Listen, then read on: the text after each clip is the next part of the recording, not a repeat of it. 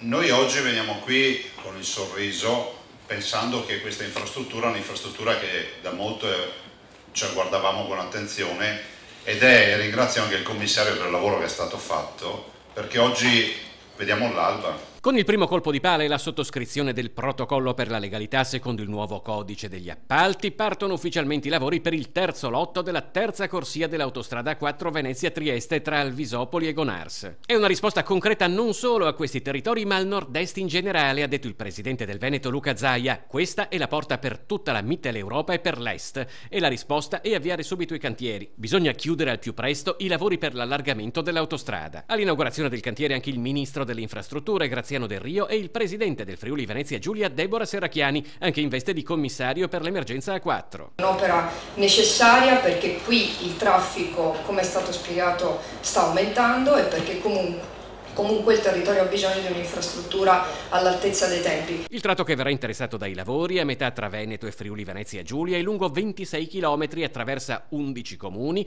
e conta 8 cavalcavia, 11 sottopassaggi, 2 ponti di oltre 100 metri e, opera più significativa, il ponte sul Tagliamento, confine naturale tra la provincia di Venezia e di Udine, lungo 1500 metri.